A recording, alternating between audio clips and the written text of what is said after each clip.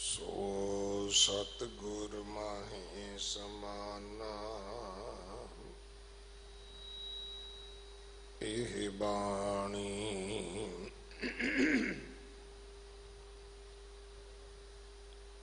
जो जियों जाने तिस अंतर रवै हर नामा बाणी गुरु गुरु है बाणी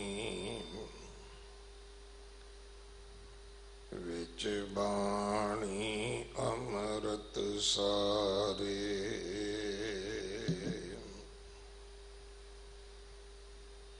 गुर बाणी कहे सेवक जन मानै परतख गुरु निस्तारे बाणी बिरलो विचारसी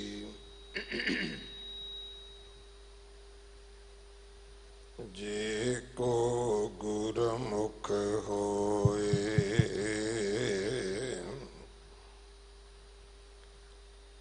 एह बाणी महापुरख की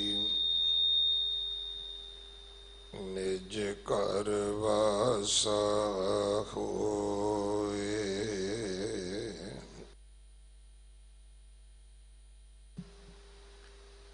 कन्नड़ा महला पंजवा करत करत चरच चरच चरचरी जोग ध्यान पेख ज्ञान फिरत फिरत तरत तरत तरचरी रहा आहंग आहंग अह आहंग आहंग अह अवर मूड मूड मूड बवरई जात जात जात जात सदा सदा सदा सदा काल है मान मान मान त्याग मिरत मिरत निकट निकट सदा है हर हरे हरे पाज कहत नानक सुनो रे मूड बिन भजन भजन भजन अहला जन्म गई मान मान मान त्याग मिरत मिरत निकट निकट सदा है हरे हरे हरे बाज कहत नानक सुनो रे मूड बिन भजन भजन भजन अहला जन्म गई। वाहिगुरु जी का खालसा वाहिगुरु जी की फतेह। ये पावन शब्द जो कानड़ा राग अंदर 1308 अंग ते दर्ज है, इस शब्द की विचार भाई सतिंदर सिंह जी ग्रंथी साहब गुरुद्वारा मोती बाग साहब आप जी नूं सरवण करवाउणगे। सिख कौम दे महान शहीद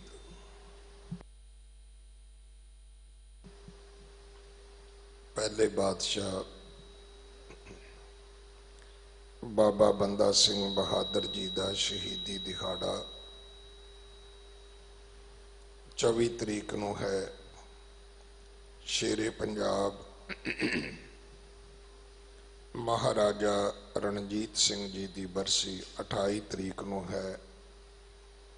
आपां घरां विच बैठ पाठ करदे हां, ये दिहाड़े मनाइए। सच्चे पातशाह ने अपने अस्थानां दे खुले दर्शन दिदारे सानू बख्शिश कीते हैं। हुण भाई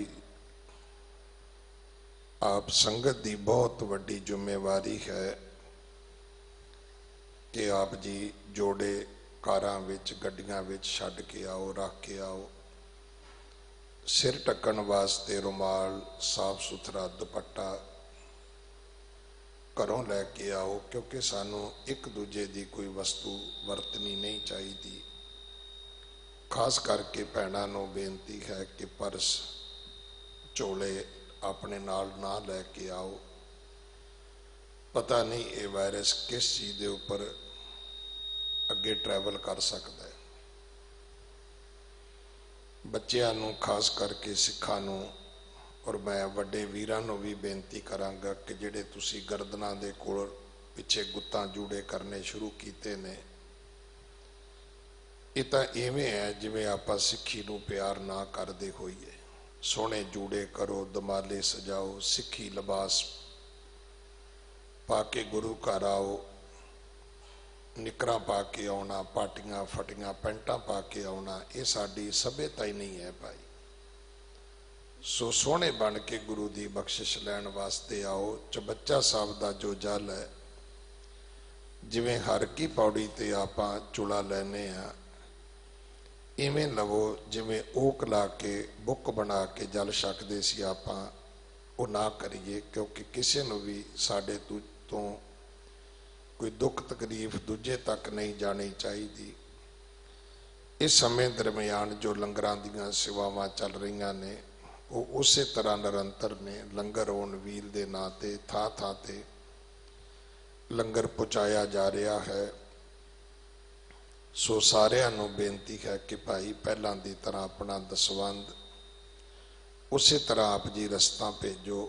आटे की जरूरत नहीं है, बाकी चावल दालां खास करके छोलियां दी दाल ये आप जी वड्डी गिनती विच भेज सकते हो। घ्यो आओ आपां जिन्ना चिर आप जी सेवा करोगे, दसवंध भेजोगे, ये रस्ता बस्तां उस रबी दरगाह तो आउंदियां रहणगियां। उन्ना चिर लंगर चलते रहणगे, ये लंगर बंद नहीं होणगे। हर निशान साहब के दर्शन करने वाले दियां आसां गुरु के घर तो पूरियां हुंदियां रहणगियां। सो अगे कोविड-19 के पेशेंटां वास्ते जिहड़े बैड लाउण की गल है, वो प्रबंधक कमेटी कर रही है। जिवें समा अगे आएगा आप जी नूं दस्सिया जाएगा। 850 बैड का प्रबंध किया जा रहा है ताकि उन्हां वास्ते सहूलत हो सके। पर सब तो वड्डी लोड़ है डॉक्टरां दी, नर्सां दी। ਆਪਾਂ ਕਿਸੇ ਨੂੰ ਮੰਜਾ ਦੇ ਕੇ ਉਹਦੀ ਜ਼ਿੰਦਗੀ ਨਾਲ ਨਹੀਂ ਖੇਡ ਸਕਦੇ, ਪ੍ਰੋਪਰ ਉਹਦਾ ਮੈਡੀਕਲ ਟ੍ਰੀਟਮੈਂਟ ਹੋਣਾ ਚਾਹੀਦਾ ਹੈ। ਸੋ ਇਹ ਦਿੱਲੀ ਸਰਕਾਰ ਦੇ ਜ਼ਿੰਮੇਵਾਰੀ ਲੈਣੀ ਹੈ। ਜਿਵੇਂ ਕੋਈ ਅਪਡੇਟ ਆਏਗੀ ਫਿਰ ਆਪ ਜੀ ਨੂੰ ਬੇਨਤੀ ਕਰਾਂਗੇ। आओ अगले समय वास्ते गुरबाणी विचार सरवण करिए जी।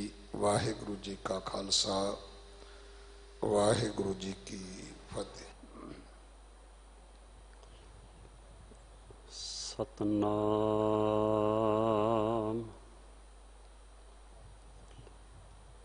श्री वाहिगुरु साहिब जी।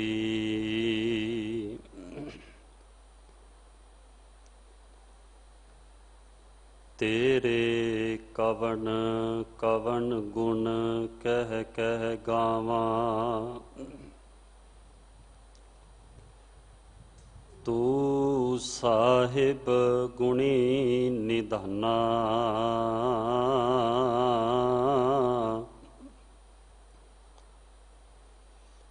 तुमरी महिमा बरन ना सको,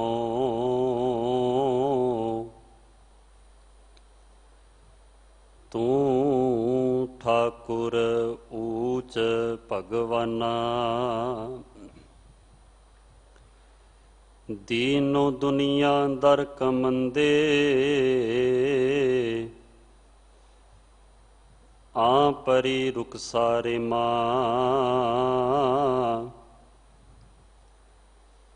हर दो आलम कीमते, यकतार मुए यारे मां। मान में आरेम ताबे, गमज़े मिग्याने यक निगाहे जां फिजाइश। बस बबद दरकार मां। गाहे सूफी गाहे जाहिद, गाहे कलंदर में शब्द। रंग हाय मुख्तलिफ दर्द बुते अयारे मां। कदरे लालेऊ बजुज आशिक नादान दहेज कस। कीमते याकूत नालद चश्मे गौहर बारे मां।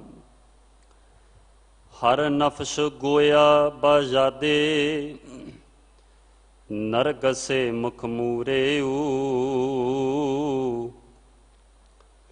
बादा हाय शोक में नोशद।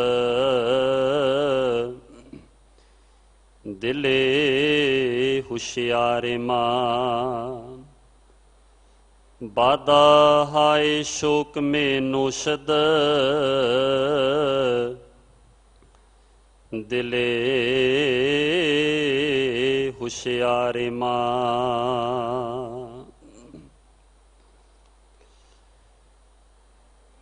अठवें पातशाह बाला प्रीतम धन धन सतगुरु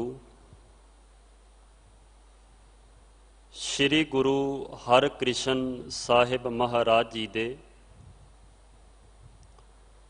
पावन पवित्र चरण छो प्राप्त इतिहासिक अस्थान गुरुद्वारा श्री बंगला साहिब जी विखे चवर तखत छतर दे मालक धन धन सतगुरु श्री गुरु ग्रंथ साहिब सच्चे पातशाह महाराज जी दी पावन पवित्र हजूरी अंदर सजी हुई गुरु प्यारी गुरु सवारी खालसा साध संगत जी, आप जी वड्डियां भागां वाले हो। ਜਿਨ੍ਹਾਂ ਨੂੰ ਸਤਿਗੁਰਾਂ ਦੀ ਪਾਵਨ ਹਜ਼ੂਰੀ ਦੇ ਵਿੱਚ ਆਉਣ ਦਾ, ਸਤ ਸੰਗਤ ਕਰਨ ਦਾ, ਇਸ ਅਸਥਾਨ ਦੇ ਦਰਸ਼ਨ ਕਰਨ ਦਾ ਸੁਭਾਗ ਪ੍ਰਾਪਤ ਹੋਇਆ। ਸਤਿਗੁਰੂ ਜੀ ਦੇ ਸਜੇ ਹੋਏ ਦੀਵਾਨਾਂ ਅੰਦਰ ਗੁਰੂ ਘਰ ਦੇ ਰਾਗੀ ਸਿੰਘਾਂ ਪਾਸੋਂ ਆਪ ਜੀ ਨੇ ਆਸਾ ਕੀ ਵਾਰ ਦੇ ਸ਼ਬਦ ਕੀਰਤਨ ਸ਼ਰਵਣ ਕੀਤੇ। ਉਪਰੰਤ ਸਮਾਂ ਹੈ ਲੜੀਵਾਰ ਗੁਰ ਸ਼ਬਦ ਦੀ ਵਿਚਾਰ ਦਾ। ਅੱਜ ਦਾ ਜੋ ਲੜੀਵਾਰ ਵਿਚਾਰ ਅਧੀਨ ਸ਼ਬਦ ਹੈ, ਉਸ ਦਾ ਮੂਲ ਪਾਠ ਸਤਿਕਾਰ ਸਨਮਾਨਯੋਗ ਸਿੰਘ ਸਾਹਿਬ ਗਿਆਨੀ ਰਣਜੀਤ ਸਿੰਘ ਜੀ, ਇਸ ਪਾਵਨ ਅਸਥਾਨ ਦੇ ਹੈੱਡ ਗ੍ਰੰਥੀ ਸਾਹਿਬ, ਤਿਨਾਂ ਪਾਸੋਂ ਆਪ ਜੀ ਨੇ ਸ਼ਰਵਣ ਕੀਤਾ। ਸਤਿਗੁਰੂ ਮਹਾਰਾਜ ਜੀ ਨੇ ਅੱਜ ਦੇ ਇਸ ਪਾਵਨ ਗੁਰ ਸ਼ਬਦ ਦੁਆਰਾ ਸਾਨੂੰ ਕੀ ਸੋਝੀ ਕਰਵਾਈ ਹੈ, ਸਾਨੂੰ ਗੁਰਮਤਿ ਦਾ ਕੀ ਉਪਦੇਸ਼ ਦਿੱਤਾ ਹੈ। ਆਓ ਸਤ ਸੰਗਤ ਜੀ ਮਨ ਬਿਰਤੀਆਂ ਇਕਾਗਰ ਕਰਦਿਆਂ ਸ਼ਬਦ ਦੀ ਵਿਚਾਰ ਕਰਨ ਦਾ ਯਤਨ ਕਰੀਏ। ਪਰ ਸਭ ਤੋਂ ਪਹਿਲਾਂ ਸਤਿਗੁਰੂ ਸ਼੍ਰੀ ਗੁਰੂ ਗੋਬਿੰਦ ਸਿੰਘ ਮਹਾਰਾਜ ਜੀ ਦੀ ਬਖਸ਼ਿਸ਼ ਕੀਤੀ ਹੋਈ ਫਤਿਹ ਪ੍ਰਵਾਨ ਕਰੋ। ਹਿਰਦੇ ਦੀ ਗਹਿਰਾਈਆਂ 'ਚੋਂ ਉਚਾਰਨ ਕਰੀਏ, ਵਾਹਿਗੁਰੂ ਜੀ ਕਾ ਖਾਲਸਾ, ਵਾਹਿਗੁਰੂ ਜੀ ਕੀ ਫਤਿਹ। ਅੱਜ ਦਾ ਜੋ ਪਾਵਨ ਸ਼ਬਦ ਹੈ, ਕਾਨੜਾ ਰਾਗ ਵਿੱਚ ਪੰਚਮ ਗੁਰਦੇਵ ਸ਼ਹੀਦਾਂ ਦੇ ਸਿਰਤਾਜ ਸਤਿਗੁਰੂ ਸ਼੍ਰੀ ਗੁਰੂ ਅਰਜਨ ਦੇਵ ਸੱਚੇ ਪਾਤਸ਼ਾਹ ਮਹਾਰਾਜ ਜੀ ਦੀ ਮੁਬਾਰਕ ਰਸਨਾ ਤੋਂ ਉਚਾਰਨ ਕੀਤਾ ਹੋਇਆ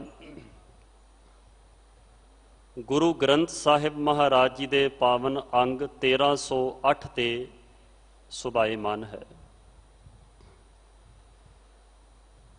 ਸਤਿਗੁਰੂ ਮਹਾਰਾਜ ਜੀ ਕਿਰਪਾ ਕਰਦੇ ਹਨ। ਕਾਨੜਾ ਮਹੱਲਾ ਪੰਜਵਾਂ। ਕਰਤ ਕਰਤ ਚਰਚ ਚਰਚ ਚਰਚਰੀ, ਜੋਗ ਧਿਆਨ ਭੇਖ ਗਿਆਨ, ਫਿਰਤ ਫਿਰਤ ਧਰਤ ਧਰਤ ਧਰਚਰੀ। ਸਾਹਿਬ ਜੀ ਕਹਿੰਦੇ ਹਨ, ਇਸ ਧਰਤੀ ਦੇ ਉੱਤੇ ਬਹੁਤ ਸਾਰੇ ਐਸੇ ਮਨੁੱਖ ਹਨ ਜੋ ਕੇਵਲ ਧਾਰਮਿਕ ਗ੍ਰੰਥਾਂ ਨੂੰ ਪੜ੍ਹ ਕੇ, ਵੇਦਾਂ ਸ਼ਾਸਤਰਾਂ ਨੂੰ ਪੜ੍ਹ ਕੇ ਉਹਨਾਂ ਦੀ ਚਰਚਾ ਹੀ ਕਰਦੇ ਫਿਰਦੇ ਹਨ। ਚਰਚਰੀ ਦਾ ਅਰਥ ਹੈ ਚਰਚਾ। ਕਰਤ ਕਰਤ ਉਹ ਚਰਚਾ ਹੀ ਕਰਦੇ ਰਹਿੰਦੇ ਹਨ। ਜੋਗ ਧਿਆਨ ਭੇਖ ਗਿਆਨ, ਫਿਰਤ ਫਿਰਤ ਧਰਤ ਧਰਤ ਧਰਚਰੀ। ਸਤ ਸੰਗਤ ਜੀ, ਮਨੁੱਖਾ ਜੀਵਨ ਦਾ ਜੋ ਮੁੱਖ ਮਕਸਦ ਹੈ ਉਹ ਹੈ ਪਰਮਾਤਮਾ ਦੇ ਪਿਆਰ ਵਿੱਚ ਜੁੜ ਕੇ ਆਪਣੇ ਜੀਵਨ ਦੇ ਸਮੇਂ ਨੂੰ ਸਫਲ ਬਣਾਉਣਾ।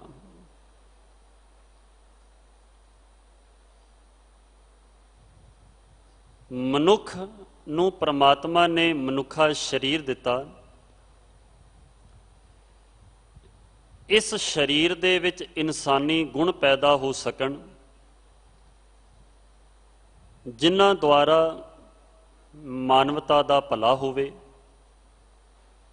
ਜਿਸ ਦੁਆਰਾ ਮਨੁੱਖ ਸਰਬੱਤ ਦਾ ਭਲਾ ਲੋਚੇ, ਜਿਸ ਦੁਆਰਾ ਮਨੁੱਖ ਆਪਣੇ ਇਹਨਾਂ ਹੱਥਾਂ ਦੇ ਨਾਲ ਸੇਵਾ ਕਰ ਸਕੇ। ਅਸਲ ਵਿੱਚ ਵੇਖਿਆ ਜਾਏ ਇਹੀ ਮਨੁੱਖ ਦੇ ਜੀਵਨ ਦਾ ਕਰਤੱਵ ਹੈ, ਮਨੁੱਖ ਦੇ ਜੀਵਨ ਦਾ ਮੁੱਖ ਮਕਸਦ ਹੈ। ਸਤ ਸੰਗਤ ਜੀ,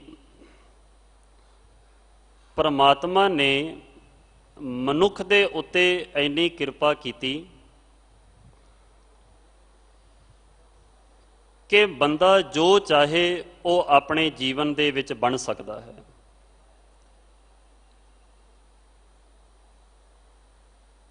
ਆਪਾਂ ਵੇਖਦੇ ਹਾਂ ਕੋਈ ਮਨੁੱਖ ਮਿਹਨਤ ਕਰਦਾ ਹੈ,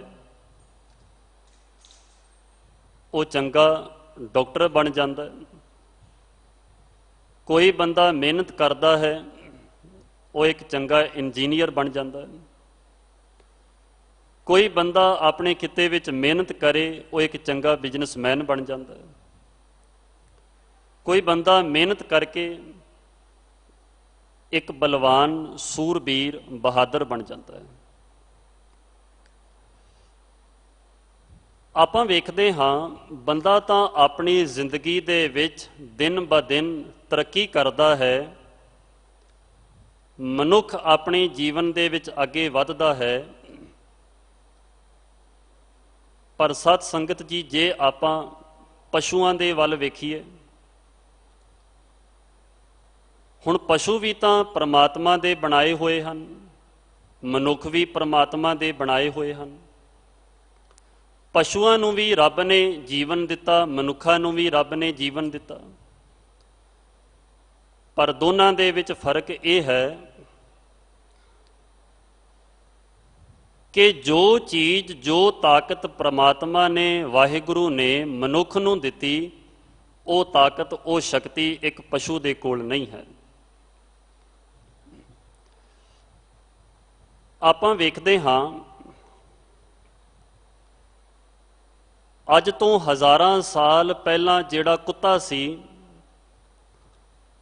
ਉਹ ਅੱਜ ਵੀ ਕੁੱਤਾ ਹੈ। ਅੱਜ ਤੋਂ ਹਜ਼ਾਰਾਂ ਸਾਲ ਪਹਿਲਾਂ ਜਿਹੜੇ ਘੋੜੇ ਸਨ, ਊਂਟ ਸਨ, ਹਾਥੀ ਸਨ, ਅੱਜ ਵੀ ਉਹਨਾਂ ਦਾ ਜੀਵਨ ਉਸੇ ਤਰ੍ਹਾਂ ਦਾ ਹੈ। ਉਹਨਾਂ ਦੇ ਜੀਵਨ ਵਿੱਚ ਕਿਸੇ ਤਰ੍ਹਾਂ ਦਾ ਬਦਲਾਅ ਨਹੀਂ ਆਇਆ। ਨਾ ਜਾਨਵਰਾਂ ਦੇ ਜੀਵਨ ਵਿੱਚ ਰਹਿਣ ਸਹਿਣ ਦਾ, ਨਾ ਬੋਲਣ ਦਾ, ਨਾ ਪਹਿਨਣ ਦਾ, ਨਾ ਖਾਣ ਦਾ, ਨਾ ਪੀਣ ਦਾ, ਕਿਸੇ ਤਰ੍ਹਾਂ ਦਾ ਵੀ ਬਦਲਾਅ ਪਸ਼ੂਆਂ ਦੀ ਜ਼ਿੰਦਗੀ ਵਿੱਚ ਨਹੀਂ ਆਇਆ। ਪਰ ਇਸ ਧਰਤੀ ਦੇ ਉੱਤੇ ਮਨੁੱਖ ਹੈ। ਮਨੁੱਖ ਦੀ ਜ਼ਿੰਦਗੀ ਵਿੱਚ ਇੰਨਾ ਵੱਡਾ ਬਦਲਾਅ ਆ ਗਿਆ। ਅੱਜ ਤੋਂ ਹਜ਼ਾਰਾਂ ਸਾਲ ਪਹਿਲਾਂ ਜਿਹੜੇ ਮਨੁੱਖ ਸਨ, ਭਾਵੇਂ ਅੱਜ ਦੇ ਸਮੇਂ ਵਿੱਚ ਉਹਨਾਂ ਦਾ ਸਰੀਰ ਮਨੁੱਖਾਂ ਵਾਲਾ ਹੈ, ਪਰ ਜ਼ਿੰਦਗੀ ਦੇ ਵਿੱਚ ਬੜਾ ਵੱਡਾ ਪਰਿਵਰਤਨ ਆਇਆ, ਬੜਾ ਵੱਡਾ ਬਦਲਾਅ ਆ ਗਿਆ। ਅੱਜ ਤੋਂ ਹਜ਼ਾਰਾਂ ਸਾਲ ਪਹਿਲਾਂ ਮਨੁੱਖ ਦਾ ਜਿਸ ਤਰ੍ਹਾਂ ਦਾ ਰਹਿਣ ਸਹਿਣ ਸੀ, ਅੱਜ ਉਸ ਤਰ੍ਹਾਂ ਦਾ ਰਹਿਣ ਸਹਿਣ ਨਹੀਂ ਹੈ। ਅੱਜ ਤੋਂ ਕਈ ਸਾਲ ਪਹਿਲਾਂ ਮਨੁੱਖ ਦਾ ਜਿਸ ਤਰ੍ਹਾਂ ਦਾ ਖਾਣ ਪਾਣ ਸੀ, ਉਸ ਤਰ੍ਹਾਂ ਦਾ ਖਾਣ ਪਾਣ ਨਹੀਂ ਹੈ। ਅੱਜ ਤੋਂ ਕਈ ਸਾਲ ਪਹਿਲਾਂ ਮਨੁੱਖ ਦੇ ਜੋ ਕੱਪੜੇ ਸਨ, ਉਹਨਾਂ ਦੇ ਵਿੱਚ ਵੀ ਬੜਾ ਵੱਡਾ ਪਰਿਵਰਤਨ ਆ ਗਿਆ। ਮਨੁੱਖ ਦੇ ਖਾਣ ਪੀਣ ਵਿੱਚ, ਮਨੁੱਖ ਦੇ ਪਹਿਨਣ ਵਿੱਚ, ਬੰਦੇ ਦੇ ਜੀਵਨ ਆਚਾਰ ਦੇ ਵਿੱਚ, ਬੰਦੇ ਦੀ ਬੋਲ ਬਾਣੀ ਦੇ ਵਿੱਚ, ਇੰਜ ਕਹਿ ਲਈਏ ਕਿ ਸਮੁੱਚੇ ਜੀਵਨ ਦੇ ਵਿੱਚ ਬੜਾ ਵੱਡਾ ਪਰਿਵਰਤਨ ਆ ਗਿਆ, ਜੋ ਕਿ ਇੱਕ ਪਸ਼ੂ ਦੇ ਜੀਵਨ ਦੇ ਵਿੱਚ ਬਦਲਾਅ ਨਹੀਂ ਆਇਆ, ਮਨੁੱਖ ਦੇ ਜੀਵਨ ਵਿੱਚ ਬਦਲਾਇਆ। ਉਹਦਾ ਕਾਰਨ ਇਹ ਹੈ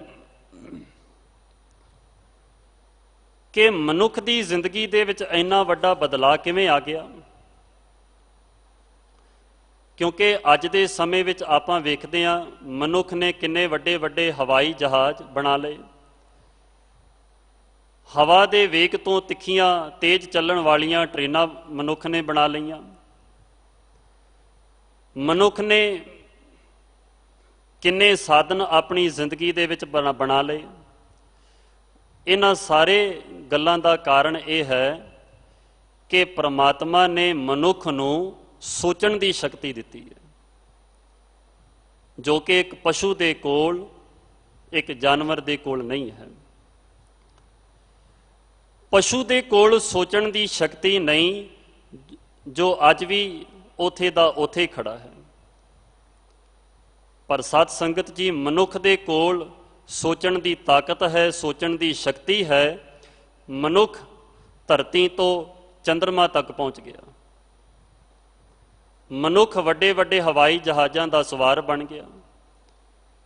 ਬੰਦਾ ਕੁਝ ਘੰਟਿਆਂ ਦੇ ਵਿੱਚ ਹੀ ਇੱਕ ਜਗ੍ਹਾ ਤੋਂ ਦੂਸਰੇ ਸ਼ਹਿਰ ਦੇ ਵਿੱਚ ਪਹੁੰਚ ਜਾਂਦਾ ਹੈ, ਦੂਸਰੀ ਜਗ੍ਹਾ ਤੇ ਪਹੁੰਚ ਜਾਂਦਾ ਹੈ। ਭਾਵ ਬੰਦੇ ਦੀ ਜ਼ਿੰਦਗੀ ਦੇ ਵਿੱਚ ਬੜਾ ਵੱਡਾ ਪਰਿਵਰਤਨ ਆਇਆ, ਕਿਉਂਕਿ ਪ੍ਰਮਾਤਮਾ ਨੇ ਵਿਸ਼ੇਸ਼ ਤੌਰ ਤੇ ਮਨੁੱਖ ਦੇ ਉੱਤੇ ਇਹ ਕਿਰਪਾ ਕੀਤੀ। ਔਰ ਆਪਾਂ ਤਾਂ ਗੁਰਬਾਣੀ ਦੇ ਵਿੱਚ ਪੜ੍ਹਦੇ ਹਾਂ ਕਿ ਜੋ ਮਨੁੱਖਾ ਜੂਨ ਹੈ, ਮਨੁੱਖਾ ਸਰੀਰ ਹੈ, ਇਹ ਸਾਰੀਆਂ ਜੂਨਾਂ ਤੋਂ ਉੱਤਮ ਹੈ, ਸਾਰੀਆਂ ਜੂਨਾਂ ਤੋਂ ਮਨੁੱਖਾ ਜੂਨ ਸ੍ਰੇਸ਼ਟ ਹੈ। ਪਰ ਸਤ ਸੰਗਤ ਜੀ, ਜਦੋਂ ਆਪਾਂ ਸਮਾਜ ਵੱਲ ਧਿਆਨ ਮਾਰਦੇ ਹਾਂ, ਨਿਗਾਹ ਮਾਰਦੇ ਹਾਂ, ਆਪਾਂ ਵੇਖਦੇ ਹਾਂ ਕਿ ਸਾਡੇ ਸਮਾਜ ਵਿੱਚ ਕਿੰਨੇ ਅਣਗਿਣਤ ਹੀ ਮਨੁੱਖ ਹਨ। ਤਕਰੀਬਨ ਇਸ ਧਰਤੀ ਦੇ ਉੱਤੇ 6 ਅਰਬ ਤੋਂ ਜ਼ਿਆਦਾ ਆਬਾਦੀ ਹੈ ਮਨੁੱਖਾਂ ਦੀ। ਪਰ ਸਤ ਸੰਗਤ ਜੀ, ਆਪਾਂ ਵਿਚਾਰ ਕਰੀਏ ਕਿ ਇੰਨੀ ਵੱਡੀ ਗਿਣਤੀ ਦੇ ਵਿੱਚ ਮਨੁੱਖਾਂ ਦੇ ਹੁੰਦਿਆਂ ਕੀ ਇਹ ਸਾਰੇ ਮਨੁੱਖ ਹਨ? ਕੀ ਇਹਨਾਂ ਸਾਰਿਆਂ ਦੇ ਵਿੱਚ ਮਨੁੱਖਾਂ ਵਾਲੇ ਗੁਣ ਹਨ? ਅੱਜ ਸਤ ਸੰਗਤ ਜੀ, ਮਨੁੱਖ ਦੇ ਵਿੱਚ ਲੜਾਈ ਹੈ, ਬੰਦੇ ਦੇ ਵਿੱਚ ਝਗੜਾ ਹੈ। ਇੱਕ ਬੰਦਾ ਦੂਸਰੇ ਬੰਦੇ ਦੇ ਕੋਲ ਬੈਠਣ ਤੋਂ ਕਤਰਾਉਂਦਾ ਹੈ, ਡਰਦਾ ਹੈ। ਅੱਜ ਧਰਮਾਂ ਦੇ ਨਾਂ 'ਤੇ ਲੜਾਈ ਹੈ, ਮਜ਼ਹਬਾਂ ਦੇ ਨਾਂ 'ਤੇ ਲੜਾਈ ਹੈ, ਗ੍ਰੰਥਾਂ ਦੇ ਨਾਂ 'ਤੇ ਲੜਾਈ ਹੈ, ਜਾਤਾਂ ਦੇ ਨਾਂ 'ਤੇ ਲੜਾਈ ਹੈ, ਕਰਮਕਾਂਡਾਂ ਦੇ ਨਾਂ 'ਤੇ ਲੜਾਈ ਹੈ। ਭਾਵ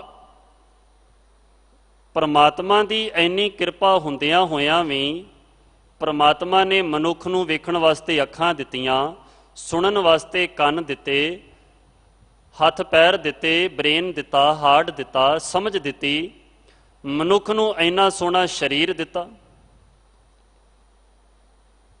ਇੰਨੇ ਸਾਧਨ ਹੁੰਦਿਆਂ ਹੋਇਆਂ ਵੀ ਅੱਜ ਦਾ ਮਨੁੱਖ ਇੱਕ ਦੂਸਰੇ ਦੇ ਨਾਲ ਲੜਦਾ ਹੈ, ਇੱਕ ਬੰਦੇ ਦਾ ਦੂਸਰੇ ਬੰਦੇ ਦੇ ਨਾਲ ਝਗੜਾ ਹੈ। ਸਤ ਸੰਗਤ ਜੀ, ਕਿਉਂ? ਆਪਾਂ ਗੁਰੂ ਗ੍ਰੰਥ ਸਾਹਿਬ ਮਹਾਰਾਜ ਜੀ ਦੀ ਬਾਣੀ ਪੜ੍ਹੀਏ ਤਾਂ ਸਾਨੂੰ ਪਤਾ ਲੱਗੇਗਾ ਕਿ ਭਾਵੇਂ ਸਾਰਿਆਂ ਦੇ ਕੋਲ ਸਰੀਰ ਤਾਂ ਮਨੁੱਖਾਂ ਵਾਲਾ ਹੈ, ਪਰ ਬੰਦੇ ਦੇ ਕੰਮ ਮਨੁੱਖਾਂ ਵਾਲੇ ਨਹੀਂ ਹਨ, ਕੰਮ ਇਨਸਾਨਾਂ ਵਾਲੇ ਨਹੀਂ ਹਨ। ਕਿੰਨਾ ਸੋਹਣਾ ਬਚਨ ਸੁਖਮਨੀ ਸਾਹਿਬ ਦੀ ਪਾਵਨ ਬਾਣੀ ਦੇ ਵਿੱਚ ਧੰਨ ਗੁਰੂ ਅਰਜਨ ਦੇਵ ਸੱਚੇ ਪਾਤਸ਼ਾਹ ਮਹਾਰਾਜ ਜੀ ਨੇ ਬਿਆਨ ਕੀਤਾ ਹੈ।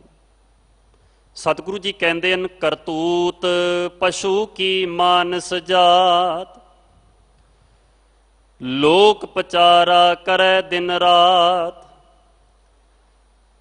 ਬਾਹਰ ਭੇਖ ਅੰਤਰ ਮਲ ਮਾਇਆ, ਛਪਸ ਨਾਏ ਕਛ ਕਰੈ ਛਪਾਇਆ। ਮਨੁੱਖ ਦਾ ਬਾਰੀ ਸਰੀਰ ਤਾਂ ਮਨੁੱਖਾਂ ਵਾਲਾ ਹੈ, ਪਰ ਮਨੁੱਖ ਦਾ ਹਿਰਦਾ, ਮਨੁੱਖ ਦੀ ਸਮਝ, ਮਨੁੱਖ ਦੀ ਤਾਕਤ, ਮਨੁੱਖ ਦੀ ਸਿਮਰਤੀ ਮਨੁੱਖਾਂ ਵਾਲੀ ਨਹੀਂ। ਸਤ ਸੰਗਤ ਜੀ, ਮਨੁੱਖ ਦੇ ਵਿੱਚ ਮਨੁੱਖਤਾ ਪੈਦਾ ਹੋ ਸਕੇ, ਇਨਸਾਨੀ ਗੁਣ ਪੈਦਾ ਹੋ ਸਕਣ ਤਾਂ ਪਰਮਾਤਮਾ ਨੇ ਕੁਝ ਧਾਰਮਿਕ ਬੰਦਿਆਂ ਨੂੰ, ਅਵਤਾਰਾਂ ਨੂੰ, ਪੀਰਾਂ ਪੈਗੰਬਰਾਂ ਨੂੰ, ਦਾਨੇ ਸਿਆਣੇ ਮਨੁੱਖਾਂ ਨੂੰ ਧਰਤੀ ਤੇ ਭੇਜਿਆ, ਜੋ ਕਿ ਸੱਚੇ ਧਰਮ ਦਾ ਪ੍ਰਚਾਰ ਕਰਨ, ਸਾਰੇ ਮਨੁੱਖਾਂ ਨੂੰ ਚੰਗੇ ਕਰਮਾਂ ਪਾਸੇ ਜੋੜਨ।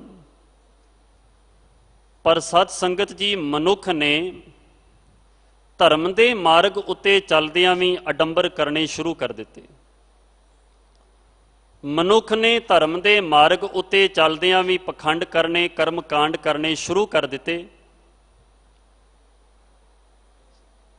ਮਾਲਾ ਮਾੜੀ ਚੀਜ਼ ਨਹੀਂ,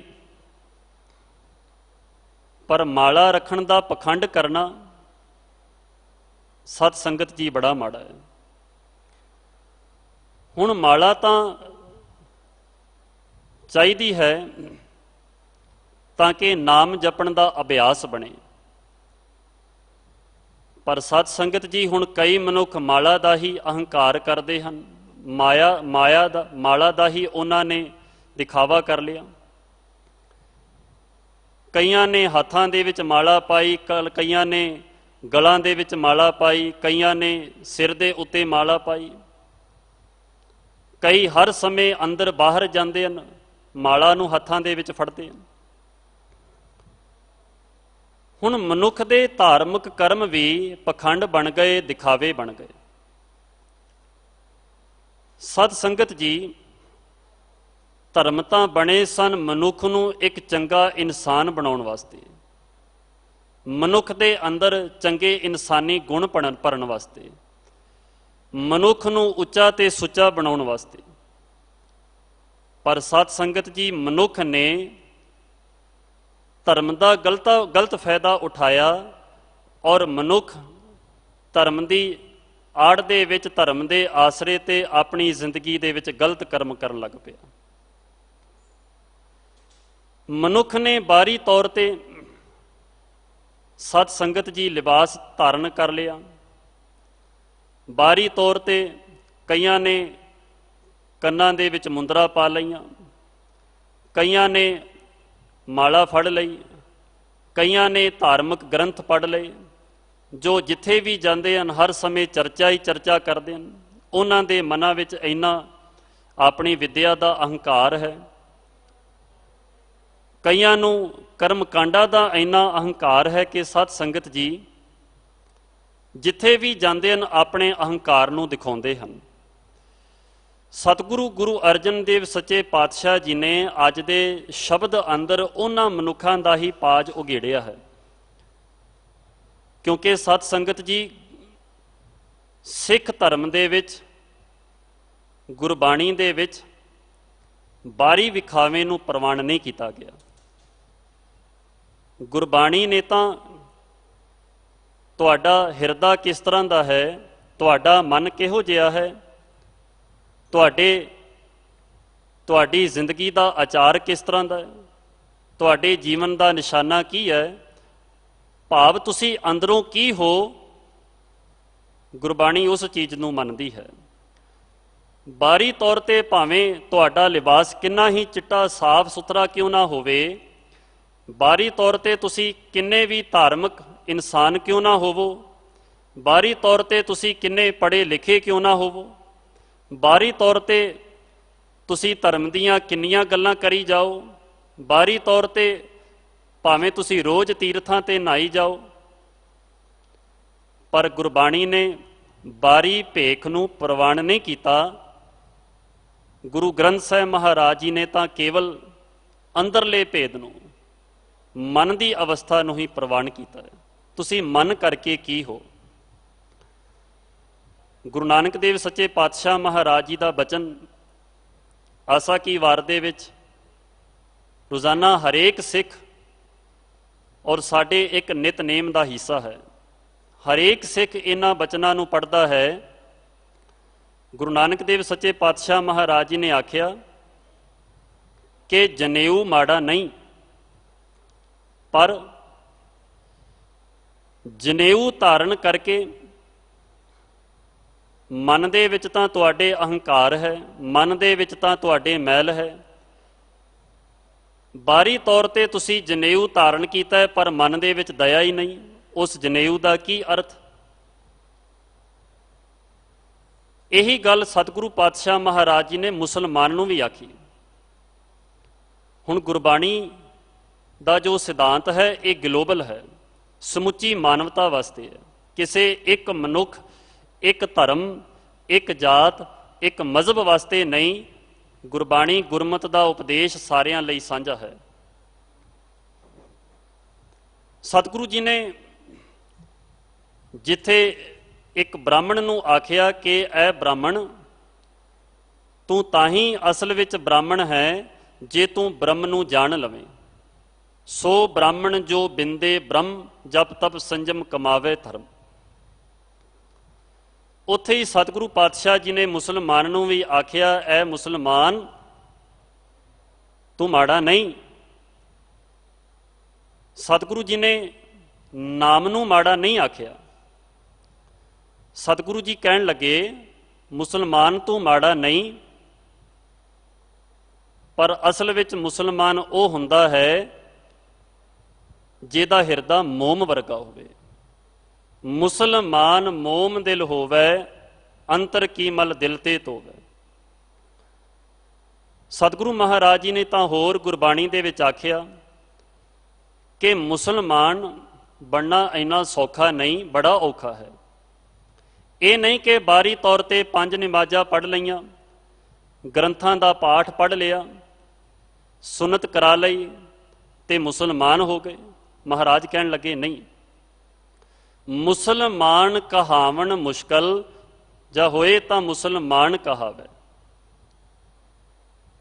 ਮਹਾਰਾਜ ਜੀ ਕਹਿਣ ਲੱਗੇ ਕਿ ਮੁਸਲਮਾਨ ਬਣਨਾ ਬੜਾ ਔਖਾ ਹੈ। 5 ਨਿਵਾਜ਼ਾਂ ਵਖਤ 5, ਪੰਜਾਂ ਪੰਜੇ 9, ਪਹਿਲਾ ਸੱਚ ਹਲਾਲ, ਦੋਏ ਤੀਜਾ ਕਹਿ ਖੈਰ ਖੁਦਾਏ। ਇਹ ਚੀਜ਼ਾਂ, ਇਹ ਗੁਣ ਤੇਰੇ ਜੀਵਨ ਦੇ ਵਿੱਚ ਹੋਣ ਤਾਂ ਹੀ ਤੂੰ ਅਸਲ ਵਿੱਚ ਮੁਸਲਮਾਨ ਹੈ। ਔਰ ਉੱਥੇ ਹੀ ਸਤਿਗੁਰੂ ਜੀ ਨੇ ਸਿੱਖ ਨੂੰ ਵੀ ਸਮਝਾਇਆ। ਮਹਾਰਾਜ ਜੀ ਨੇ ਆਖਿਆ ਕਿ ਬਾਹਰੀ ਤੌਰ ਤੇ ਕਕਾਰ ਧਾਰਨ ਕਰਨੇ ਮਾੜੇ ਨਹੀਂ, ਪਰ ਇਹ ਕਕਾਰ ਧੰਨ ਗੁਰੂ ਗੋਬਿੰਦ ਸਿੰਘ ਮਹਾਰਾਜ ਜੀ ਨੇ ਸਾਨੂੰ ਕਿਸ ਵਾਸਤੇ ਦਿੱਤੇ?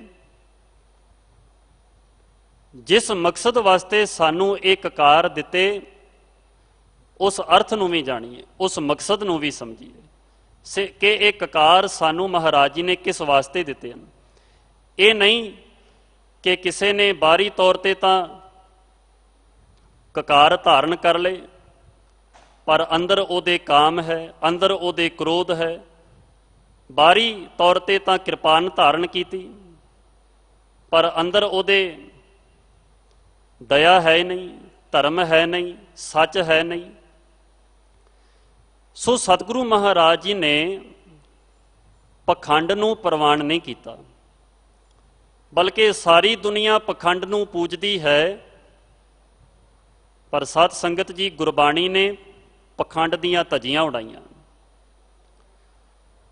ਧੰਨ ਗੁਰੂ ਨਾਨਕ ਦੇਵ ਸੱਚੇ ਪਾਤਸ਼ਾਹ ਜੀ ਜਦੋਂ ਜਗਨਨਾਥ ਦੇ ਸ਼ਹਿਰ ਵਿੱਚ ਜਾਂਦੇ ਹਨ, ਉੱਥੇ ਇੱਕ ਸਾਧੂ ਬੈਠਾ ਹੈ। ਸਤ ਸੰਗਤ ਜੀ ਉਹ ਸਾਧੂ ਲਾਗੇ ਉਹਦੇ ਚੇਲੇ ਚਾਟੜੇ ਬੈਠੇ ਹਨ।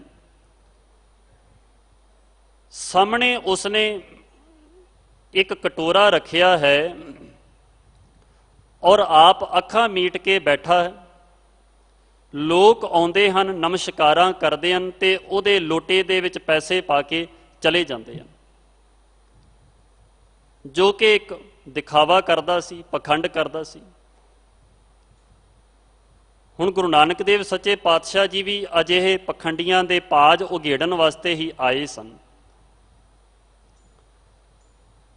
ਸਤਿਗੁਰੂ ਜੀ ਭਾਈ ਮਰਦਾਨਾ ਜੀ ਸਮੇਤ ਜਾਂਦੇ ਹਨ ਉਹਦੇ ਕੋਲ। ਉਹ ਸਾਧੂ ਮਹਾਤਮਾ ਬੈਠਾ ਹੈ ਅੱਖਾਂ ਬੰਦ ਕਰਕੇ, ਸਾਹਮਣੇ ਉਹਦੇ ਲੋਟਾ ਪਿਆ ਹੈ, ਲੋਕ ਆਉਂਦੇ ਹਨ, ਉਹਦੇ ਲੋਟੇ ਦੇ ਵਿੱਚ ਪੈਸੇ ਪਾ ਕੇ ਚਲੇ ਜਾਂਦੇ ਹਨ। ਜਦੋਂ ਉਹ ਸਾਧੂ ਸੁਣਦਾ ਹੈ ਕਿ ਲੋਟੇ ਦੇ ਵਿੱਚ ਪੈਸੇ ਡਿੱਗ ਰਹੇ ਹਨ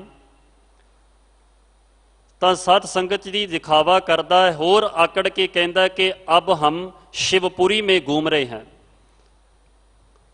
थोड़ी देर बाद फिर कहता है कि अब हम इंद्रपुरी में घूम रहे हैं। भाव इस तरह बार बार वो आखी जाए। गुरु नानक देव सच्चे पातशाह जी मुस्कुरा पे। सतगुरु जी कहन लगे, साधु महात्मा जी लगता है कि तुसी त्रिकालदर्शी हो, पहुंचे होए हो। साधु कहन लगा, जी कोई शक? सतगुरु जी कहन लगे, शक तो कोई नहीं। फिर वो दोबारा साधु कहन लगा कि अब हम शिवपुरी में घूम रहे हैं, अब हम इंद्रपुरी में घूम रहे हैं। सतगुरु जी कहन लगे, महात्मा जी लगता है कि तुसी त्रिकालदर्शी हो। कहन लगा, तुहानू कोई शक? ਹੁਣ ਸਤਿਗੁਰੂ ਮਹਾਰਾਜ ਜੀ ਤਾਂ ਉਸ ਦਾ ਪਾਜ ਉਘੇੜਨ ਵਾਸਤੇ ਆਏ ਸਨ। ਮਾਲਕ ਜੀ ਨੇ ਭਾਈ ਮਰਦਾਨਾ ਜੀ ਨੂੰ ਇਸ਼ਾਰਾ ਮਾਰਿਆ, ਕਹਿਣ ਲੱਗੇ, ਮਰਦਾਨਿਆ ਸਾਧੂ ਦੀਆਂ ਅੱਖਾਂ ਬੰਦ ਹਨ, ਇਹਦੇ ਅੱਗੇ ਜਿਹੜਾ ਪੈਸਿਆਂ ਵਾਲਾ ਲੋਟਾ ਹੈ ਇਸ ਨੂੰ ਚੁੱਕ ਕੇ ਪਿੱਛੇ ਕਰ ਦਿਓ। ਮਰਦਾਨਾ ਜੀ ਨੇ ਚੁੱਕ ਕੇ ਪਿੱਛੇ ਕਰ ਦਿੱਤਾ। गुरु नानक देव सच्चे पातशाह जी ने फिर दोबारा उस साधु नूं आखिया, साधु जी लगदा हो रब दी दरगाह तक पहुंचे होए हो, लगदा त्रिकालदर्शी हो। साधु कहन लगा, तुहानू कोई शक? सतगुरु जी कहन लगे, साधु जी ਤੁਹਾਡੇ ਅੱਗੇ ਜਿਹੜਾ ਪੈਸਿਆਂ ਵਾਲਾ ਲੋਟਾ ਪਿਆ ਸੀ ਉਹ ਨਹੀਂ ਦਿਖ ਰਿਹਾ, ਉਹ ਕਿੱਥੇ ਗਿਆ, ਦੇਖੋ ਤਾਂ ਸਹੀ। ਸਾਧੂ ਨੇ ਜਿਵੇਂ ਹੀ ਸਤਿਗੁਰਾਂ ਦੇ ਇਹ ਬਚਨ ਸੁਣੇ, ਅੱਖਾਂ ਖੋਲ੍ਹੀਆਂ, ਅੱਗੇ ਦੇਖਿਆ ਕਿ ਜਿਹੜਾ ਪੈਸਿਆਂ ਵਾਲਾ ਲੋਟਾ ਪੈਸਿਆਂ ਦੇ ਨਾਲ ਭਰਿਆ ਸੀ ਉਹ ਅੱਗੇ ਨਹੀਂ ਹੈ। ਸਤ ਸੰਗਤ ਜੀ ਬੜਾ ਹੈਰਾਨ ਹੋ ਗਿਆ, ਗੁੱਸੇ ਦੇ ਵਿੱਚ ਆਇਆ, ਕਹਿਣ ਲੱਗਾ ਕਿ ਸਾਧੂਆਂ ਦੇ ਨਾਲ ਮਖੌਲ ਕਰਦੇ ਹੋ। ਗੁਰੂ ਨਾਨਕ ਪਾਤਸ਼ਾਹ ਕਹਿਣ ਲੱਗੇ, ਸਾਧੂ ਜੀ ਮਖੌਲ ਨਹੀਂ, ਜੇ ਤੁਹਾਡੀ ਪਹੁੰਚ ਇੰਦਰਪੁਰੀ ਤੱਕ ਹੈ, ਸ਼ਿਵਪੁਰੀ ਤੱਕ ਹੈ, ਜੇ ਤੁਸੀਂ ਤ੍ਰਿਕਾਲਦਰਸ਼ੀ ਹੋ, ਕੀ ਤੁਸੀਂ ਆਪਣਾ ਲੋਟਾ ਨਹੀਂ ਲੱਭ ਸਕਦੇ? ਸਤ ਸੰਗਤ ਜੀ, ਗੁਰੂ ਨਾਨਕ ਪਾਤਸ਼ਾਹ ਮਹਾਰਾਜ ਕਹਿਣ ਲੱਗੇ, ਸਾਧੂ ਜੀ ਇਹ ਪਖੰਡ ਕਰਨੇ ਠੀਕ ਨਹੀਂ। ਉਸ ਸਮੇਂ ਸਤਿਗੁਰੂ ਮਹਾਰਾਜ ਜੀ ਨੇ ਆਖਿਆ, ਕਾਲ ਨਾਹੀਂ, ਜੋਗ ਨਾਹੀਂ, ਨਾਹੀਂ ਸਤ ਕਾ ਢੱਬ, ਥਾਨਿਸ਼ਟ ਜਗ ਭਰਿਸ਼ਟ ਹੋਏ ਡੂਬਦਾ ਇਵ ਜਗ। ਅੱਖਾਂ ਮੀਟਦੀਆਂ, ਕੰਨਾਂ ਦੇ ਵਿੱਚ ਮੁੰਦਰਾ ਪਾ ਲੈਣੀਆਂ, ਸਮਾਧੀ ਲਾ ਲੈਣੀ, ਬਾਹਰੀ ਤੌਰ ਤੇ ਧਰਮ ਦਾ ਲਿਬਾਸ ਧਾਰਨ ਕਰ ਲੈਣਾ, ਸਾਧੂ ਮਹਾਤਮਾ ਇਹ ਗੱਲ ਸ਼ੋਭਦੀ ਨਹੀਂ। ਤੁਹਾਡਾ ਕੰਮ ਹੈ ਮਨੁੱਖਾਂ ਨੂੰ ਚੰਗੇ ਰਸਤੇ ਤੇ ਤੋਰਨਾ ਔਰ ਆਪ ਵੀ ਚੰਗੇ ਰਸਤੇ ਤੇ ਤੁਰਨਾ। ਸੋ ਸਤ ਸੰਗਤ ਜੀ, ਅੱਜ ਦੇ ਸ਼ਬਦ ਅੰਦਰ ਵੀ ਸਤਿਗੁਰੂ ਗੁਰੂ ਅਰਜਨ ਦੇਵ ਸੱਚੇ ਪਾਤਸ਼ਾਹ ਮਹਾਰਾਜ ਜੀ ਨੇ ਉਹਨਾਂ ਮਨੁੱਖਾਂ ਦਾ ਪਾਜ ਉਘੇੜਿਆ ਹੈ ਜਿਹੜੇ ਮਨੁੱਖ ਬਾਹਰੋਂ ਹੋਰ ਹਨ ਔਰ ਮਨ ਤੋਂ ਹੋਰ ਹਨ। ਉਹ ਮਨੁੱਖ ਕੱਚੇ ਹਨ, ਜਿਨ ਮਨ ਹੋਰ ਮੁਖ ਹੋਰ ਸੇ ਕਾਂਡੇ ਕੱਚੇ ਆ। ਇਸ ਵਾਸਤੇ ਸਤਿਗੁਰੂ ਜੀ ਕਹਿਣ ਲੱਗੇ ਕਿ ਸਾਨੂੰ ਰੱਬ ਦੀ ਦਰਗਾਹ ਦੇ ਵਿੱਚ ਬਾਹਰੀ ਤੌਰ ਤੇ ਪਖੰਡ ਦਿਖਾਵਾ ਪ੍ਰਵਾਨ ਨਹੀਂ। ਰੱਬ ਦੀ ਦਰਗਾਹ ਦੇ ਵਿੱਚ ਤਾਂ ਤੁਸੀਂ ਮਨ ਕਰਕੇ ਕੀ ਹੋ ਉਹੀ ਪ੍ਰਵਾਨ ਹੈ। ਸੋ ਸਤਿਗੁਰੂ ਮਹਾਰਾਜ ਜੀ ਕਹਿੰਦੇ ਹਨ, ਕਰਤ ਕਰਤ ਚਰਚ ਚਰਚ ਚਰਚਰੀ। ਕਈ ਮਨੁੱਖਾਂ ਨੇ ਧਾਰਮਿਕ ਗ੍ਰੰਥਾਂ ਨੂੰ ਇੰਨਾ ਪੜ੍ਹ ਲਿਆ, ਇੰਨਾ ਪੜ੍ਹ ਲਿਆ, ਇੰਨਾ ਪੜ੍ਹ ਲਿਆ, ਉਹਨਾਂ ਦੇ ਮਨਾਂ ਵਿੱਚ ਇੰਨਾ ਅਹੰਕਾਰ ਆ ਜਾਂਦਾ ਹੈ ਕਿ ਉਹ ਹਰ ਸਮੇਂ ਚਰਚਾ ਹੀ ਕਰਦੇ ਰਹਿੰਦੇ ਹਨ। ਹਰ ਸਮੇਂ ਚਰਚਾ ਹੀ ਚਰਚਾ ਕਰਦੇ ਰਹਿੰਦੇ ਹਨ, ਜੋ ਕਿ ਉਹਨਾਂ ਦੇ ਮਨਾਂ ਵਿੱਚ ਇੰਨਾ ਅਹੰਕਾਰ ਹੁੰਦਾ ਹੈ। ਬਾਹਰੀ ਤੌਰ ਤੇ ਜੋ ਪਖੰਡ ਕਰਦੇ ਹਨ, ਸਤਿਗੁਰੂ ਜੀ ਕਹਿੰਦੇ ਨੇ ਉਹ ਚਰਚਾ ਹੀ ਕਰਦੇ ਰਹਿੰਦੇ ਹਨ। ਜੋਗ ਧਿਆਨ ਭੇਖ ਗਿਆਨ ਫਿਰਤ ਫਿਰਤ ਧਰਤ ਧਰਤ ਤਰਚਰੀ। ਦੁਨੀਆ ਦੇ ਉੱਤੇ ਬੜੇ ਬੜੇ ਜੋਗੀ ਹੋਏ, ਧਿਆਨ ਲਾਉਣ ਵਾਲੇ ਔਰ ਬੜੇ ਬੜੇ ਦਾਨੇ ਸਿਆਣੇ ਗਿਆਨੀ ਹੋਏ, ਜੋ ਧਰਤੀ ਦੇ ਉੱਤੇ ਫਿਰਦੇ ਹਨ। ਸਤ ਸੰਗਤ ਜੀ, ਸਤਿਗੁਰੂ ਜੀ ਕਹਿੰਦੇ ਨੇ ਕਿ ਇਹਨਾਂ ਦੇ ਜੀਵਨ ਵਿੱਚ ਕੇਵਲ ਬਾਹਰੀ ਤੌਰ ਤੇ ਦਿਖਾਵਾ ਹੈ, ਮਨ ਕਰਕੇ ਧਰਮੀ ਨਹੀਂ ਹਨ। ਬਾਹਰੀ ਲਿਬਾਸ ਕਰਕੇ ਤਾਂ ਧਰਮੀ ਬਣੇ ਹਨ, ਪਰ ਮਨ ਕਰਕੇ ਧਰਮੀ ਨਹੀਂ ਹਨ, ਕਿਉਂਕਿ ਇਹਨਾਂ ਦੇ ਮਨਾਂ ਦੇ ਵਿੱਚ ਅਹੰਕਾਰ ਹੈ, ਇਹਨਾਂ ਦੇ ਮਨਾਂ ਵਿੱਚ ਕਾਮ ਹੈ, ਇਹਨਾਂ ਦੇ ਮਨਾਂ ਵਿੱਚ ਕ੍ਰੋਧ ਹੈ। ਧਰਮ ਗ੍ਰੰਥ ਮਾੜੇ ਨਹੀਂ, ਦੁਨੀਆ ਉੱਤੇ ਕੋਈ ਧਰਮ ਮਾੜਾ ਨਹੀਂ, ਪਰ ਸਤ ਸੰਗਤ ਜੀ, ਮਨੁੱਖ ਉਹਨਾਂ ਧਰਮਾਂ ਨੂੰ ਪੜ੍ਹ ਕੇ ਆਪਣੇ ਮਨ ਦੇ ਵਿੱਚ ਅਹੰਕਾਰ ਲਿਆਉਂਦਾ ਹੈ। ਉਹਨਾਂ ਗ੍ਰੰਥਾਂ ਨੂੰ ਪੜ੍ਹ ਕੇ ਮਨੁੱਖ ਆਪਣੀ ਜ਼ਿੰਦਗੀ ਦੇ ਵਿੱਚ ਬੁਰੇ ਕੰਮ ਲੈ ਆਉਂਦਾ ਹੈ। ਮਨੁੱਖ ਦੇ ਉਹ ਬੁਰੇ ਕੰਮ ਮਾੜੇ ਹਨ। ਜਿਵੇਂ ਮੈਂ ਪਹਿਲਾਂ ਆਖਿਆ ਕਿ ਮਨੁੱਖਾ ਸਰੀਰ ਮਾੜਾ ਨਹੀਂ, ਪਰ ਸਤਿਗੁਰੂ ਜੀ ਕਹਿੰਦੇ ਨੇ ਕਿ ਮਨੁੱਖ ਦੀਆਂ ਜੋ ਕਰਤੂਤਾਂ ਹਨ ਉਹ ਮਾੜੀਆਂ ਹਨ। ਕਰਤੂਤ ਪਸ਼ੂ ਕੀ ਮਾਨਸ ਜਾਤ। ਸਰੀਰ ਮਨੁੱਖਾਂ ਵਾਲਾ ਹੈ, ਪਰ ਬੰਦੇ ਦੇ ਕੰਮ ਮਨੁੱਖਾਂ ਵਾਲੇ ਨਹੀਂ। ਗੁਰੂ ਨਾਨਕ ਦੇਵ ਸੱਚੇ ਪਾਤਸ਼ਾਹ ਜੀ ਨੇ ਸੱਜਣ ਠੱਗ ਨੂੰ ਇਹੀ ਗੱਲ ਆਖੀ ਸੀ, ਐ ਸੱਜਣ, ਨਾ ਤੇਰਾ ਸੱਜਣ ਹੈ, ਪਰ ਕੰਮ ਤੇਰੇ ਸੱਜਣਾ ਵਾਲੇ ਨਹੀਂ, ਕੰਮ ਤੇਰੇ ਠੱਗਾਂ ਵਾਲੇ ਹਨ। ਸੱਜਣ ਉਹ ਹੁੰਦਾ ਹੈ ਜਿਹੜਾ ਸੁੱਖ ਦੁੱਖ ਦੇ ਵਿੱਚ ਆਪਣੇ ਮਿੱਤਰ ਦਾ ਸਾਥ ਦੇ। ਉਹ ਸੱਜਣ ਨਹੀਂ ਜਿਹੜਾ ਘਰ ਆਏ ਮਹਿਮਾਨ ਨੂੰ ਅਗਲੀ ਦਰਗਾਹ ਦੇ ਵਿੱਚ ਪਹੁੰਚਾ ਦੇ। ਇਸ ਵਾਸਤੇ ਦਾਨਾ ਸਿਆਣਾ ਗਿਆਨੀ ਧਰਮਾਤਮਾ ਉਹੀ ਮਨੁੱਖ ਹੈ ਜਿਸ ਨੇ ਧਾਰਮਿਕ ਗ੍ਰੰਥਾਂ ਨੂੰ ਪੜ੍ਹ ਲਿਆ ਔਰ ਉਹ ਗਿਆਨ ਆਪਣੀ ਜ਼ਿੰਦਗੀ ਦੇ ਵਿੱਚ ਵੀ ਕਮਾਇਆ। ਉਹ ਬੰਦਾ ਧਾਰਮਿਕ ਨਹੀਂ ਜਿਹਨੇ ਧਰਮ ਦਾ ਗਿਆਨ ਤਾਂ ਪੜ੍ਹ ਲਿਆ ਪਰ ਉਸ ਗਿਆਨ ਦਾ ਅਹੰਕਾਰ ਕਰੀ ਫਿਰਦਾ। ਉਹ ਗਿਆਨ ਨੂੰ ਉਹਨੇ ਆਪਣੇ ਨਿੱਜ ਜੀਵਨ ਦੇ ਵਿੱਚ ਕਮਾਇਆ ਨਹੀਂ, ਆਪਣੇ ਜੀਵਨ ਦੇ ਵਿੱਚ ਢਾਲਿਆ ਨਹੀਂ।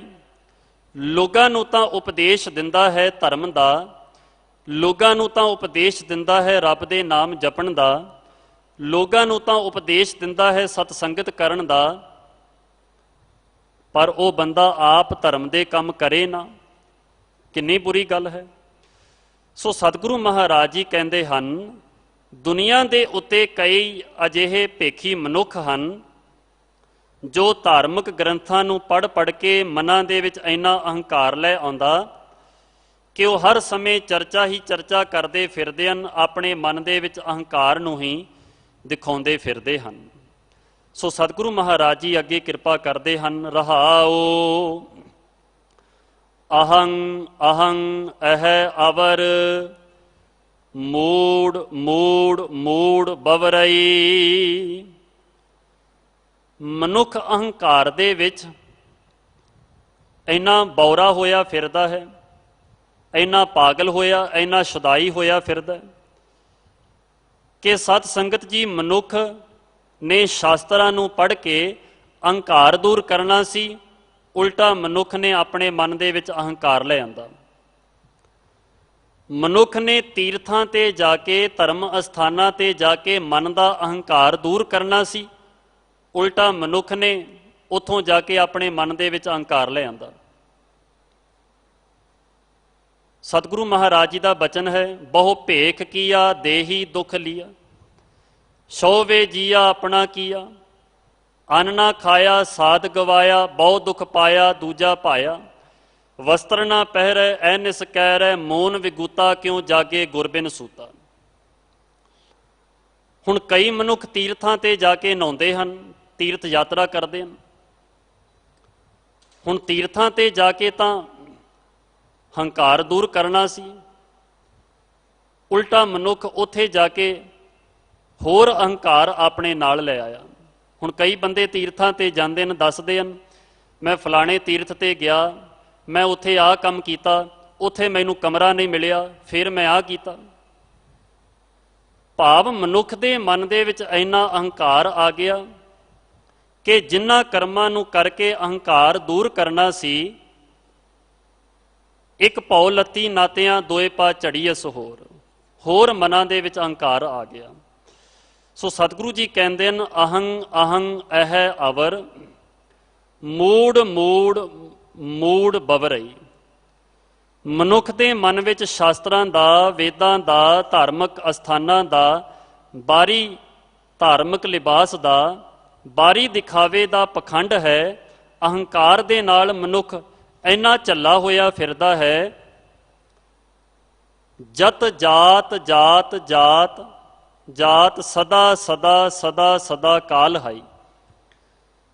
ਸਤਿਗੁਰੂ ਜੀ ਕਹਿੰਦੇ ਨੇ ਬੰਦਾ ਜਿੱਥੇ ਵੀ ਜਾਏ, ਉਹ ਬੰਦਾ ਜਿੱਥੇ ਵੀ ਚਲਿਆ ਜਾਏ, ਭਾਵੇਂ ਉਹ ਬੰਦਾ ਸਮਝਦਾ ਕਿ ਮੈਂ ਇੰਨਾ ਪੜ੍ਹਿਆ ਲਿਖਿਆ ਹਾਂ, ਮੈਂ ਇੰਨੇ ਧਨ ਦੌਲਤ ਦਾ ਮਾਲਕ ਹਾਂ, ਮੇਰੀ ਇੰਨੀ ਵੱਡੀ ਤਾਕਤ ਹੈ, ਇੰਨੀ ਵੱਡੀ ਸਮਰੱਥਾ ਹੈ, ਪਰ ਸਤਿਗੁਰੂ ਜੀ ਕਹਿੰਦੇ ਨੇ ਕਿ ਉਸ ਬੰਦੇ ਨੂੰ ਇਹ ਗੱਲ ਯਾਦ ਰੱਖਣੀ ਚਾਹੀਦੀ ਹੈ ਕਿ ਉਹਦੇ ਸਿਰ ਦੇ ਉੱਤੇ ਸਦਾ ਮੌਤ ਮੰਡਰਾ ਰਹੀ ਹੈ, ਸਦਾ ਉਹਦੇ ਪਿੱਛੇ ਮੌਤ ਰੂਪੀ ਸੱਪ ਮੰਡਰਾ ਰਿਹਾ ਹੈ। ਅੱਗੇ ਪਾਤਸ਼ਾਹ ਜੀ ਕਹਿੰਦੇ ਹਨ ਮਾਨ ਮਾਨ ਮਾਨ ਤਿਆਗ ਮਿਰਤ ਮਿਰਤ ਨਿਕਟ ਨਿਕਟ ਸਦਾ ਹਾਈ। ਧੰਨ ਗੁਰੂ ਅਰਜਨ ਦੇਵ ਸੱਚੇ ਪਾਤਸ਼ਾਹ ਜੀ ਨੇ ਜਿੱਥੇ ਰਹਾਉ ਵਾਲੀਆਂ ਪੰਕਤੀਆਂ ਦੇ ਵਿੱਚ ਸਤ ਸੰਗਤ ਜੀ ਦੇਹਧਾਰੀ ਮਨੁੱਖਾਂ ਦਾ ਪਾਜ ਉਗੇੜਿਆ, ਜਿੱਥੇ ਸਤਿਗੁਰੂ ਜੀ ਨੇ ਸਾਨੂੰ ਸਮਝਾਇਆ ਕਿ ਉਹਨਾਂ ਮਨੁੱਖਾਂ ਤੋਂ ਬਚ ਕੇ ਰਹੋ ਜਿਨ੍ਹਾਂ ਨੇ ਲਿਬਾਸ ਤਾਂ ਧਰਮ ਦਾ ਪਾਇਆ ਪਰ ਮਨ ਕਰਕੇ ਧਰਮੀ ਨਹੀਂ, ਕਿਉਂਕਿ ਮਨਾਂ ਦੇ ਵਿੱਚ ਉਹਨਾਂ ਦੇ ਅਹੰਕਾਰ ਹੈ, ਧਰਮ ਦੇ ਕਰਮ ਨਹੀਂ। ਉੱਥੇ ਹੁਣ ਸਤ ਸੰਗਤ ਜੀ ਆਪਾਂ ਸਤਿਗੁਰਾਂ ਨੂੰ ਪੁੱਛੀਏ ਕਿ ਸੱਚੇ ਪਾਤਸ਼ਾਹ ਸਾਨੂੰ ਆਪਣੀ ਜ਼ਿੰਦਗੀ ਦੇ ਵਿੱਚ ਕੀ ਕਰਨਾ ਚਾਹੀਦਾ, ਸਾਨੂੰ ਆਪਣੇ ਜੀਵਨ ਦੇ ਵਿੱਚ ਕੀ ਕੰਮ ਕਰਨੇ ਚਾਹੀਦੇ ਹਨ ਕਿ ਜਿਹਦੇ ਨਾਲ ਸਾਡਾ ਦੁਨੀਆ ਦੇ ਵਿੱਚ ਆਇਆ ਸਫਲ ਹੋ ਸਕੇ, ਦੁਨੀਆ ਦੇ ਵਿੱਚ ਆਇਆ ਸਾਡਾ ਭਲਾ ਹੋ ਸਕੇ।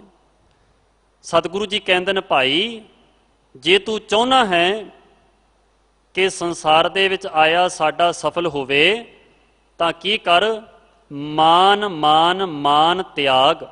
ਮਾਨ ਕਹਿੰਦੇ ਨੇ ਅਹੰਕਾਰ ਨੂੰ, ਸਤਿਗੁਰੂ ਜੀ ਕਹਿੰਦੇ ਨੇ ਆਪਣੇ ਅਹੰਕਾਰ ਦਾ ਤਿਆਗ ਕਰ ਦੇ, ਮਾਣ ਨੂੰ ਛੱਡ ਦੇ। ਇਹ ਗੱਲ ਕਿਸੇ ਨੂੰ ਨਾ ਦੱਸ ਕੇ ਮੈਂ ਇੰਨਾ ਪੜ੍ਹਿਆ ਲਿਖਿਆ, ਮੈਂ ਇੰਨਾ ਧਾਰਮਿਕ ਹਾਂ, ਮੈਂ ਇੰਨੇ ਤੀਰਥਾਂ ਤੇ ਜਾਂਦਾ, ਮੈਂ ਇੰਨੇ ਸੁਖਮਨੀ ਸਾਹਿਬ ਦੇ ਪਾਠ ਕਰਦਾ, ਮੈਂ ਰੋਜ਼ਾਨਾ ਅੰਮ੍ਰਿਤ ਵੇਲੇ ਉੱਠਦਾ। ਸਤਿਗੁਰੂ ਜੀ ਕਹਿੰਦੇ ਨੇ ਇਹਨਾਂ ਸਾਰੀਆਂ ਗੱਲਾਂ ਦਾ ਮਾਣ ਤੂੰ ਛੱਡ ਦੇ। ਜਿਸ ਤਰ੍ਹਾਂ ਧੰਨ ਗੁਰੂ ਤੇਗ ਬਹਾਦਰ ਸੱਚੇ ਪਾਤਸ਼ਾਹ ਜੀ ਦੇ ਬੜੇ ਪਿਆਰੇ ਬੋਲ ਹਨ। ਸਤਿਗੁਰੂ ਜੀ ਕਹਿੰਦੇ ਨੇ ਸਾਧੋ ਮਨ ਕਾ ਮਾਨ ਤਿਆਗੋ, ਕਾਮ ਕ੍ਰੋਧ ਸੰਗਤ ਦੁਰਜਨ ਕੀ, ਤਾਤੇ ਅਹ ਨਿਸਭਾਗੋ। ਸਤਿਗੁਰੂ ਜੀ ਕਹਿੰਦੇ ਨੇ ਕਾਮੀਆਂ ਮਨੁੱਖਾਂ ਦੀ, ਗਲਤ ਕੰਮ ਕਰਨ ਵਾਲੇ ਮਨੁੱਖਾਂ ਦੀ ਸੰਗਤ ਤੋਂ ਬਚ, ਐ ਸਾਧੋ ਮਨ ਦਾ ਮਾਨ ਤਿਆਗੋ, ਆਪਣੇ ਮਨ ਦੇ ਅਹੰਕਾਰ ਨੂੰ ਤਿਆਗ ਦੇ। ਸਤਿਗੁਰੂ ਪਾਤਸ਼ਾਹ ਜੀ ਕਹਿੰਦੇ ਨੇ ਮਾਨ ਮਾਨ ਮਾਨ ਤਿਆਗ, ਮਿਰਤ ਮਿਰਤ ਨਿਕਟ ਨਿਕਟ ਸਦਾ ਹਾਈ। ਮਿਰਤ ਕਹਿੰਦੇ ਨੇ ਮੌਤ ਨੂੰ। ਐ ਭਾਈ ਮੌਤ ਤੇਰੇ ਸਦਾ ਹੀ ਨੇੜੇ ਖੜੀ ਹੈ, ਉਸ ਨੂੰ ਤੂੰ ਦੂਰ ਨਾ ਸਮਝ, ਹਰ ਸਮੇਂ ਤੇਰਾ ਪਿੱਛਾ ਕਰ ਰਹੀ ਹੈ। ਹਰ ਹਰੇ ਹਰੇ ਭਾਜ, ਕਹਿਤ ਨਾਨਕ ਸੁਨੋ ਰੇ ਮੂੜ। ਨਾਨਕ ਜੀ ਕਹਿੰਦੇ ਨੇ ਐ ਭਾਈ ਐ ਮੂਰਖ ਮਨੁੱਖ ਸੁਣ ਕਿ ਉਸ ਹਰੀ ਹਰੀ ਹਰੇ ਪਰਮੇਸ਼ਰ ਦਾ ਨਾਮ ਜਪ, ਉਸ ਰੱਬ ਦੀ ਬੰਦਗੀ ਕਰ, ਉਸ ਵਾਹਿਗੁਰੂ ਦਾ ਚਿੰਤਨ ਕਰ। ਹਰ ਹਰੇ ਹਰੇ ਭਾਜ, ਕਹਿਤ ਨਾਨਕ ਸੁਨੋ ਰੇ ਮੂੜ, ਬਿਨ ਭਜਨ ਭਜਨ ਭਜਨ ਐਲਾ ਜਨਮ ਗਈ। ਨਹੀਂ ਤਾਂ ਰੱਬ ਦੇ ਨਾਮ ਤੋਂ ਬਿਨਾ ਤੇਰਾ ਮਨੁੱਖਾ ਜੀਵਨ ਅਜਾਈਂ ਚੱਲਿਆ ਜਾਵੇਗਾ। ਜੇ ਤੂੰ ਉਸ ਪ੍ਰਮਾਤਮਾ ਦਾ ਚਿੰਤਨ ਨਹੀਂ ਕਰੇਗਾ ਤਾਂ ਤੇਰਾ ਸੰਸਾਰ ਦੇ ਵਿੱਚ ਆਇਆ ਸਫਲ ਨਹੀਂ ਹੋਣਾ। ਸੰਸਾਰ ਦੇ ਵਿੱਚ ਆਇਆ ਤਾਂ ਹੀ ਸਫਲ ਹੋਵੇਗਾ ਜੇ ਤੂੰ ਅਹੰਕਾਰ ਦਾ ਤਿਆਗ ਕਰੇ, ਜੇ ਤੂੰ ਹਉਮੈ ਦਾ ਤਿਆਗ ਕਰ ਦੇ, ਜੇ ਤੂੰ ਕਾਮ ਦਾ ਤਿਆਗ ਕਰ ਦੇ, ਜੇ ਤੂੰ ਬੁਰੇ ਕਰਮਾਂ ਦਾ ਤਿਆਗ ਕਰ ਦੇ, ਤਾਂ ਹੀ ਤੇਰਾ ਸੰਸਾਰ ਦੇ ਵਿੱਚ ਆਇਆ ਸਫਲ ਹੋਵੇਗਾ। ਸਤਿਗੁਰੂ ਜੀ ਕਹਿੰਦੇ ਨੇ ਭਜਨ ਭਜਨ ਭਜਨ ਅਹਿਲਾ ਜਨਮ ਗਈ।